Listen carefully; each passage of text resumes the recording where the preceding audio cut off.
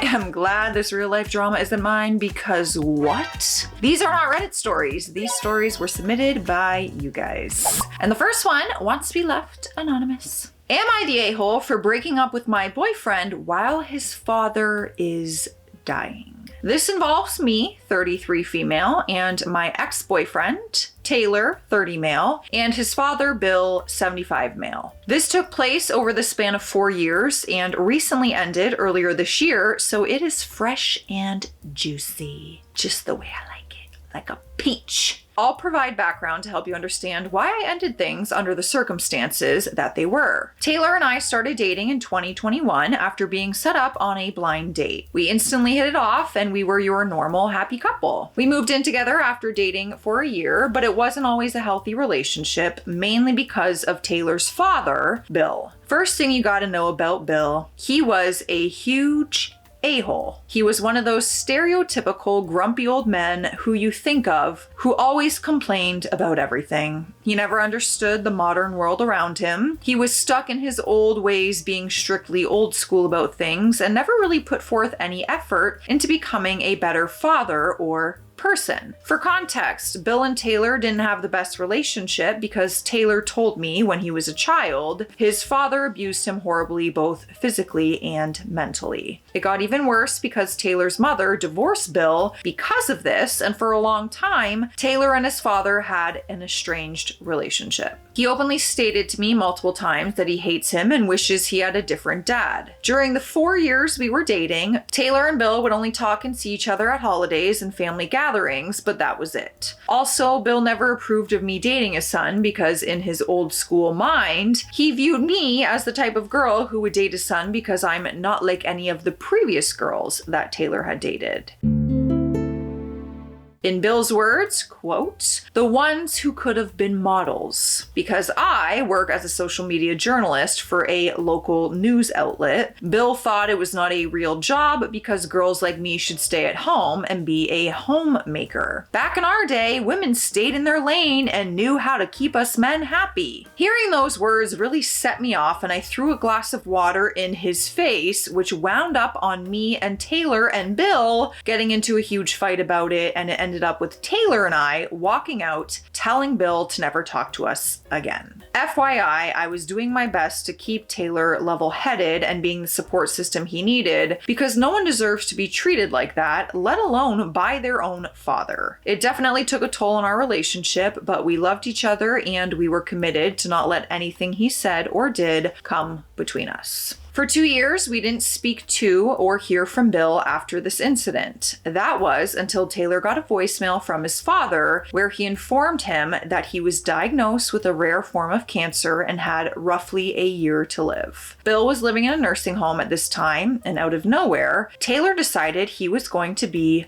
the caretaker for Bill. This took me by surprise because I figured this would be the last thing Taylor would want to do. Don't get me wrong, it's very sad and difficult when you lose a parent, but I felt like under these circumstances, and after everything Bill had done to him and the way he's treated me over the years, didn't warrant our care. I was straight up with Taylor, telling him I wasn't going to all of a sudden be nice and pretend like nothing happened just because of his cancer diagnosis. To my surprise, Taylor got upset, saying that was cruel of me to say. He's still my father, and as his son, I feel I should fulfill his dying wishes and care for him, he said. Hearing those words really confused me because it was as if Taylor had repressed all the bad memories of what his father had done to both him and me. After taking some time to reflect on what to do, I told Taylor that if he wanted to be his father's caretaker, I would support him doing that because that is his choice. But I also told him I'm not going to go over there and help out and pretend I care and love the guy after all the bad things he has done. After all, he wasn't my father, so I didn't see anything wrong with just following suit and staying out of it. Taylor agreed with this. As time went on, Bill's health declined and it was to the point where the end was near. On this particular day, Taylor asked me if I could at least come see Bill one final time because Bill said he wanted to see me one last time. As you could expect, I was very uncomfortable with this, but because I loved Taylor and I wanted to be there for him, I decided to go. We drive to the nursing home and I walk in and I see Bill sleeping. Taylor gently woke his his father up, and as soon as he looked at me, he had that familiar look of disgust that I was all too familiar with. Before he could say anything, Taylor told him to be nice, but knowing Bill, that wasn't going to work. At first, I tried to play things down and be polite, and it seemed to be working, but then it all turned when Bill said something that completely sent me over the edge. Quote, "At least I never have to worry about seeing your disgusting face again." That was when the dynamite inside my brain exploded and I couldn't let this slide. The next minute was filled with colorful language that I had held back for so long, and it felt really good to finally get it off my chest and give Bill a taste of his own medicine. "You deserve to suffer for the things you've done. You're a terrible father to your family and a terrible human being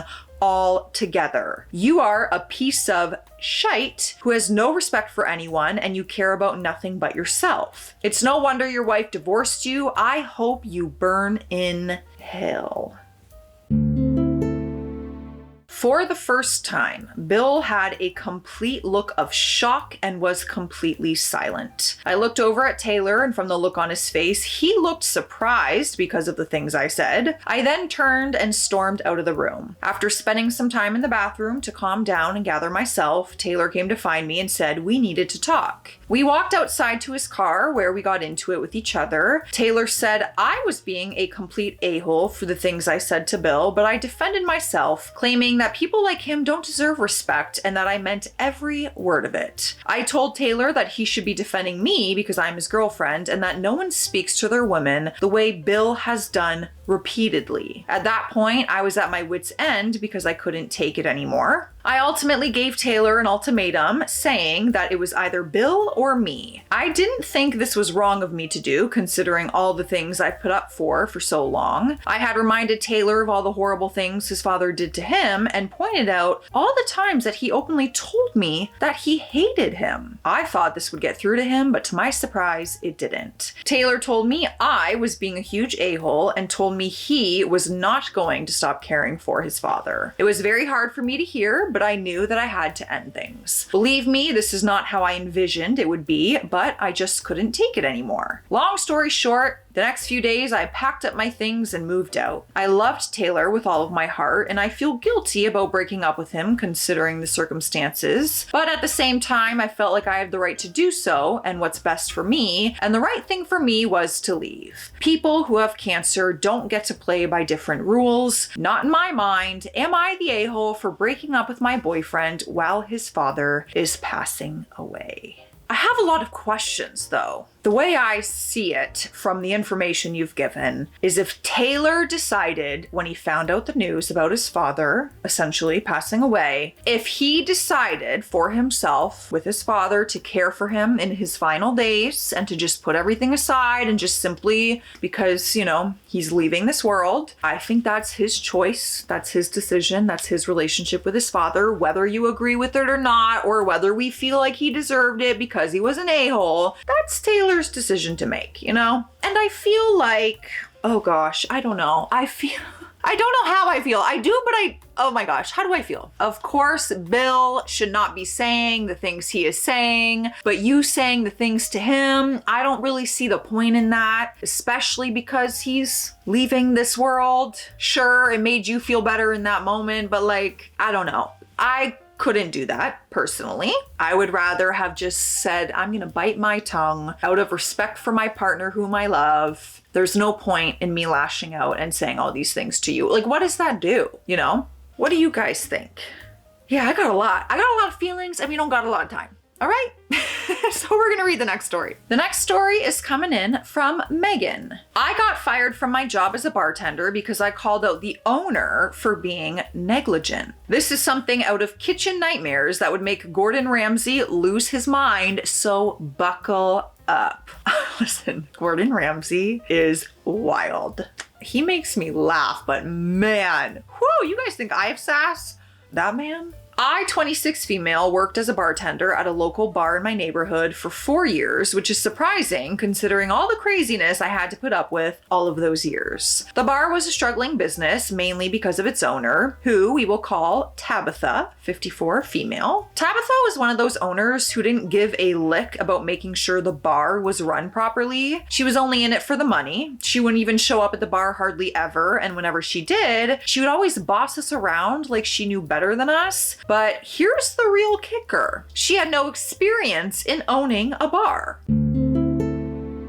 For some background, the bar's previous owner sadly passed away, and after being put up for sale, Tabitha bought it and made some drastic changes. My first year of working there was under the previous owner, who was a wonderful person and always made sure everything was in order and did her best to make sure that we were all supportive and looked out for each other. I always looked forward to coming into work because I knew it was a healthy and fun environment to be in. She knew how to run a business. Tabitha didn't. For example, Tabitha decided to change the landscape of the bar, which included going from having 3 working stations to just 1. Also, she fired the previous manager and brought in Carrie, 37 female, who was no better than Tabitha. Carrie would occasionally sneak in and drink alcohol while on the clock. When I pointed this out to Tabitha, she just brushed it off and said, "She's a manager. She works so hard and deserves to have a drink for all the hard work she puts in." That is such a big no-no. I was a bartender for years. Wild. FYI, I live in Louisiana where the law doesn't explicitly prohibit bartenders from drinking on the job, which is insane. A drunk bartender is not only dangerous, but it can get your business shut down and you could get sued for negligence. There were a couple of times I saw both Carrie and some of my coworkers have a beer nearby while working. I wanted to do something about it, but if the owner wasn't going to do anything about it, I couldn't do anything either because I didn't have the authority to do so. I didn't want to cause a scene, so I just focused on my job serving customers and doing so responsibly. This went on roughly for 2 years up until last year. The bar was losing money for a number of reasons. 1, Tabitha hired new bartenders, but because of the lack of experience in both the manager and owner, the new bartenders weren't properly trained on how to make drinks as well as how to mix certain ingredients. 2, they would occasionally overpour and wind up over serving customers who would wind up being intoxicated. But I would say the biggest reason why it was failing is because of negligence. Just as an FYI, I always did my part in helping keep the bar clean, but others didn't, not even Tabitha. I did my best to pitch in and help show them how to do the basics and be a good bartender, but they were not very good listeners and they pretty much treated the place like a frat party rather than a business. I remember seeing a good amount of sludge build up inside the beer coolers, which was the most disgusting thing I'd ever seen. The smell of that, I can't even smell beer. And that's simply because I played Power Hour when I was a teenager with beer and spent a long time throwing up. And ever since that day, I was like, I was legal, of course.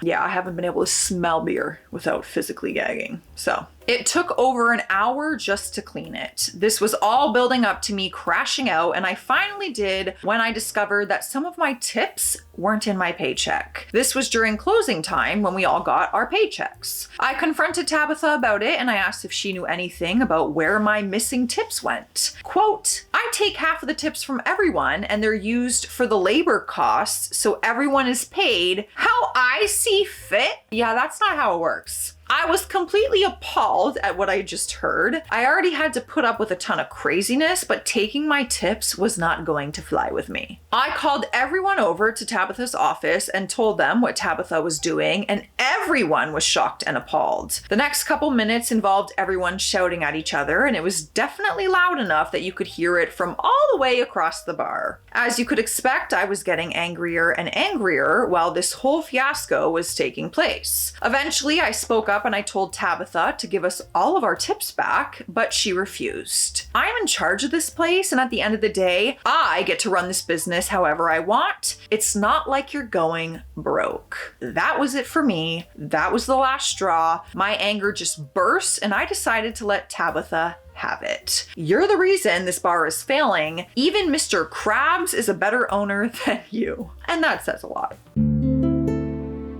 Tabitha Tabitha looked completely stunned and didn't know what to say in response. I thought I had finally gotten through to her, but it turns out it was the opposite. Tabitha wound up firing me right in front of everybody. I wanted to fire back because I felt like this was wrong, but at the same time, I didn't want to make the situation any worse. I was angry, but at the same time, I felt somewhat relieved because there's no reason things shouldn't have gotten to where they were. I thought about possibly suing Tabitha for wrongful termination as well as back wages, but Tabitha had a high-profile lawyer, and we all know how rigged the court system is. I mean, what are the chances a simple bartender like me stands against an owner with a high-profile lawyer who has connections to the court system? It wasn't worth the fight. I ended up getting a new job at a new bar, and it is much better. I mean, honestly, best case scenario for you, blessing in disguise. Working at a bar is hard enough. And I've worked at a few different ones, and some of them were better than the others, but yeah, and there were people, when I was bartending, they would drink on the job. Never me, never me. I am not trying to be liable. No freaking way. God forbid you poured a drink and something happened to somebody and then they found you were under the influence. Oh! Hell no, couldn't be me. Also, I was always confused because I'm like, y'all are driving home at the end of the night after this shift. That's crazy. Before we get to the next story, you know what time it is. Speaking of drinking, it's not the drinking we're talking about. It's water. It's hydration station. Sorry. Cheers. We're about to get absolutely rocked with a snowstorm tomorrow and the coldest weather in all of Canada, apparently. I'm not prepared. This has been one of the coldest winters that we've had personally in Ontario, as if it's personal to literally everyone living in Ontario. I got no sleep last night. Next story is also anonymous. Am I the a-hole for refusing to pay for my girlfriend's student debt? Involved are me, 27 male, and my girlfriend Holly, 26 female. This has caused a huge argument and had a strain on our relationship, and I am pondering breaking up with her. I wanted to bring this up to you to judge if I'm the a-hole or if she is. I don't want to be responsible. This is not on me, okay? This is on all of us together, collectively in the comments. I'll start with some background. Holly and I have been together for 2 years after meeting during college. We attended the same local community college, and after spending lots of time together, we started dating. Our relationship was just like any ordinary loving couple until we got into this huge argument about her student loan debt. For context, I'm older and I graduated before Holly, and I currently work as a salesman at a cars dealership where I make 6 figures. Holly is in debt over $20,000, and she asked me if I wouldn't mind paying off her debt. I love Holly, but this doesn't sound like something I should feel obligated to do because it's not my responsibility to handle her financial needs of this magnitude. I take her out on a date night and I have no problem paying for her meal, but $20,000 of student loans sounds like gold digger behavior. I politely told her no because I don't feel like I should have to pay a load of money towards something that's not associated with me. FYI, I managed to pay off my own student loans in full and felt like this is something Holly needed to do herself because I'm not one of those guys who is just going to spend random money on everything. We wound up getting into a fight over this, and she said I was being an a-hole, and if I really loved her, I would pay off her debt. All of it? That's wild. $20,000? What do you mean? I remained steadfast in my position, and right now she's not talking to me. I've consulted with family and friends about the situation, and some of them have said that I'm being an a-hole because it's my job as a boyfriend to provide and support her, but others have said that she's being a gold digger and that I'm not responsible for her finances. I've gone back and forth on whether to end things with Holly because if I were to pay off her debt, that could wind up in her wanting even more and just to prove that she's a gold digger. Am I the a-hole or not?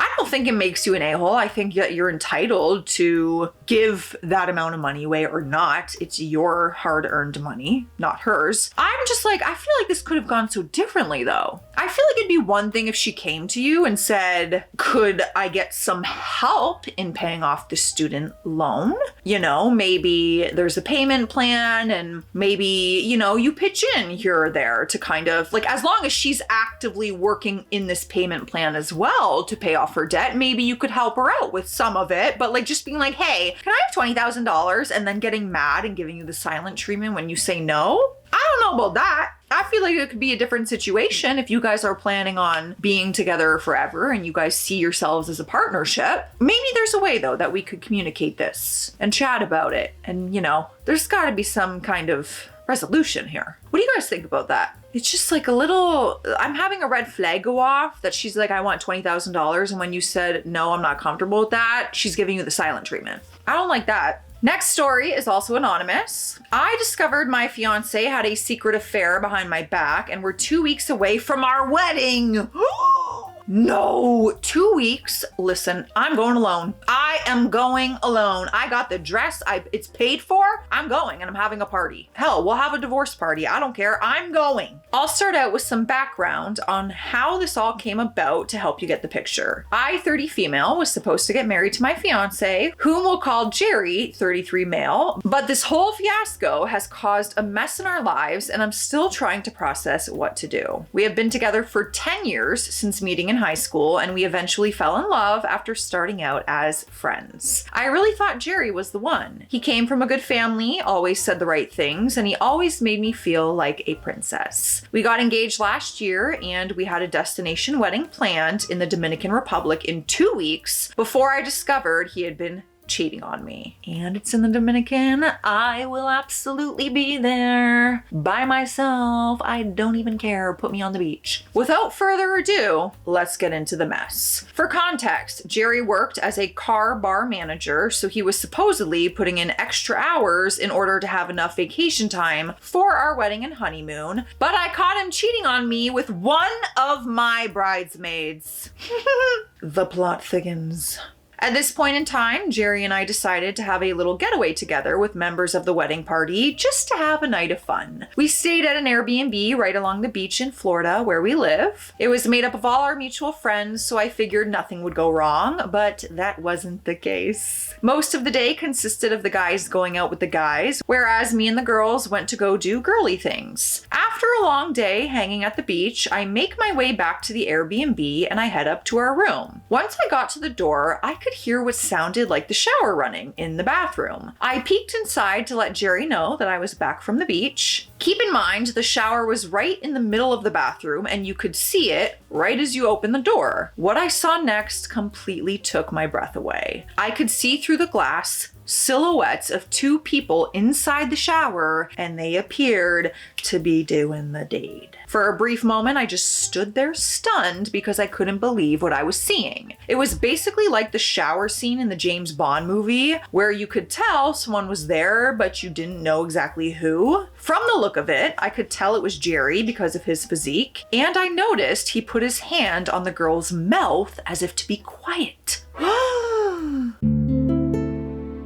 Who's in there with you? Show me. While bracing for the worst, I opened the shower door and sure enough, there was Jerry and one of my bridesmaids, Carol, in the shower together. Was Carol not on the beach with you though? Did you guys all not go back at the same time? Like she was just like, oh, I gotta run back and get something. Your man in the shower. Now, I'm not the smartest person in the world, but I most certainly know that it's not normal for a man and a woman to shower together and not engage in any sort of intimate activity, especially if it involves someone who's not your partner. A ton of emotions and thoughts started flowing through my mind, and I couldn't handle it. Being cheated on is bad enough, but discovering that it was with someone who I entrusted and chose as my bridesmaid was the real knife to the heart. I was so overwhelmed, I started crying and I just ran out. I ran downstairs and when everyone noticed, I told everyone what I had just seen and they were disgusted. As I'm sitting there breaking down and being consoled by my girls, I was freaking out because we had already booked our destination wedding, the rehearsal dinner,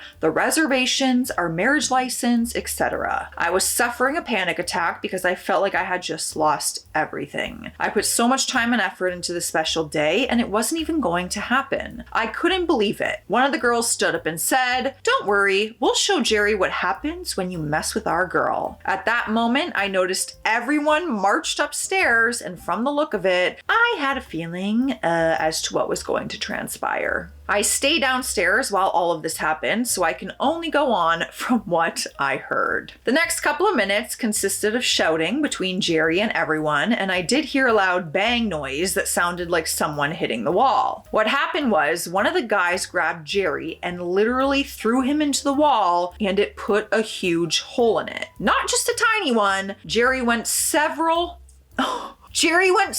feet through the drywall. I wish I had taken pictures of it to share to prove, but in my defense, I was not in the mood for any of that after what I just caught Jerry doing, of course. After that whole fiasco and after getting lots of encouragement from everyone, I mustered up the courage to face Jerry and Carol and told them the wedding was off and the vacation was over. As you could expect, Jerry tried to act like it was a mistake, but I wasn't buying it because that's what all cheaters try to do. He was only sorry because he got caught. I went over to his side of the bed where his expensive watch was sitting and I took it to the kitchen, grabbed a garlic press and smashed it over and over.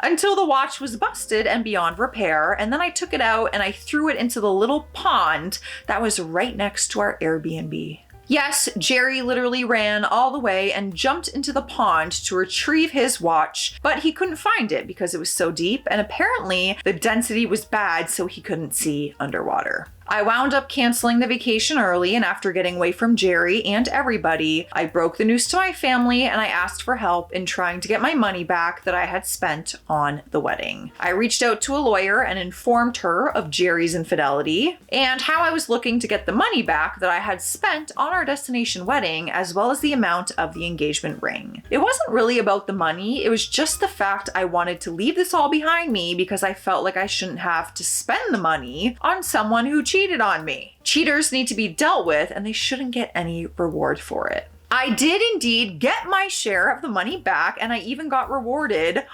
$500 for the engagement ring because in the state of Florida, I was entitled to the ring's amount because cheating was involved because an engagement ring is considered a conditional gift. All in all, I did get my money back, but that doesn't undo the hurt that Jerry put me through. If you can't stay loyal, stay single. Words to live by on this channel and in real life as well. I am so sorry that happened. That is insane. So gross. And the fact that they were just gonna he was going to marry you 2 weeks later and she was going to stand at the altar with you. Vomit. Disgusting. Let me know your thoughts and feelings. Stay classy out there. Stay sassy. I'll see you tomorrow.